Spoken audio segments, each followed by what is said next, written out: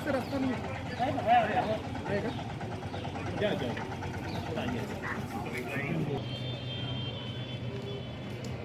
ठीक है।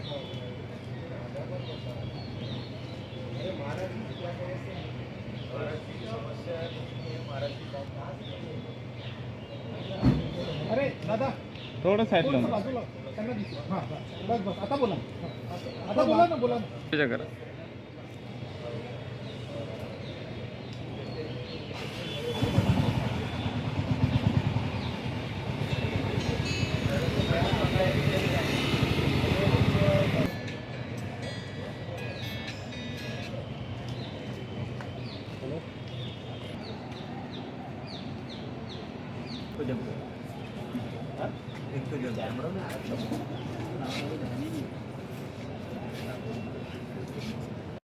मी श्री व्यंकटेश्वर महास्वामीजी सोलापूरवरून आलेलो आहे.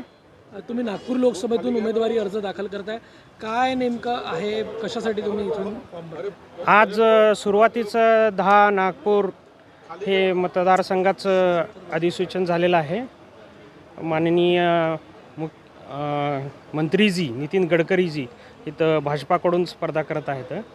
मी त्यांच्यासोबत असतो, पूरक उमेदवार म्हणून नामांकन करायला आलेलं आहे. काय पूरक उमेदवार म्हणून नेमकं कशासाठी तुम्ही नामांकन करते? नाही, माननीय मंत्रीजी सगळं देशामध्ये चांगलं मोठं काम केलेत, भारतमाला रोड केलेत, सगळे माझं एक स्वप्न होतं ते स्वप्न त्याने पूर्ण केलेत. त्याप्रमाणे मी त्यांच्यासोबत आहे.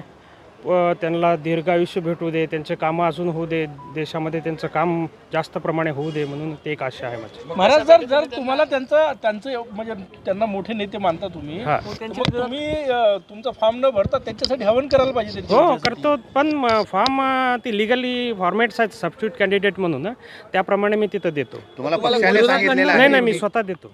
त्यांच्या विरोधात निवडणूक लढणार? नाही, विरोध नाही. आम्ही पूरक उमेदवार म्हटलं त्यांच्यासोबत राहतो. 28 ला मागे घेणार का तुम्ही? नाही, मागे घेत नाही. मग मागे घेत नाही तर मग निवडणूक लढणार? तुम्हाला मत द्यायचं की गडकरींना मत द्यायचं? गडकरींना मत द्यायचं आहे. मग तुम्ही कशासाठी उभे मी राहता? पूरक उमेदवार राहतो त्यांच्यासोबत. त्यांच्याशी बोलणं झालंय का गडकरींशी तुमचं? नाही, बोलणं नाही. आमचे ते मोठे नेते आहेत. देशासाठी काम करायचं आहे. बरे बोलत बसून काय उपयोग नाही आहे. देशासाठी त्यांचे रोडच दिसतात लोकांना डोळ्यामध्ये. मी येताना त्यांच्या रोडवरून येतो जातो असं आहे. मग तुम्ही फॉर्म भरताय कशासाठी नेमकं? मी तुमचा पूरक विरोधही करायचा नाही, पूरकही म्हणता, आणि त्यांचा अर्ज जर स्वीकारला असेल तर तुमचा पूरकचा काय उपयोग आहे मग? नाही, मी सोलापूरमधून लढतो ना. तुम्ही आणखी कुठून अर्ज दाखल करता? तुमच्यासाठी की गडकरीसाठी? मी गडकरीसाठी आवाहन करणार आहे. आणखी कुठून जास्त लीडमध्ये जनता निवडून द्यावा गडकरी साहेबांना. आणखी कुठून अर्ज दाखल करता? मी सोलापूरहून देतो. सोलापूरमधून 42 लोकसभा राखीव सोलापूरमधून लढतो.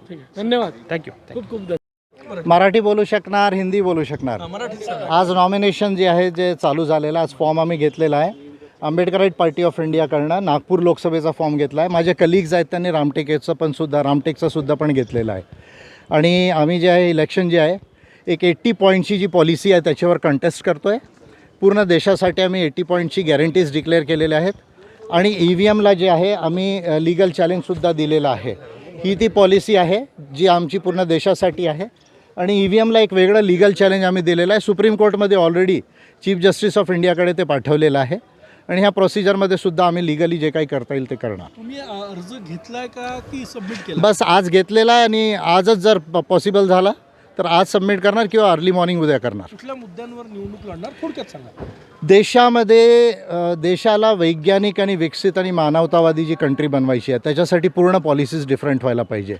आणि ते पॉलिसीज जी आहे त्याच्यामध्ये तुम्हाला सर्वात मोठ्या प्रमाणावर जी बेरोजगारी आहे देशाची, म्हणजे 5 कोटी एम्प्लॉयमेंट तुम्हाला 5 वर्षामध्ये जनरेट करावे लागतील. तुमचा GDP जे आहे ते कमीत कमी 8% पर ॲनमने वाढायला हवा. पर कॅपिटा इन्कम जे आहे ते 7.8%ने वाढायला हवं.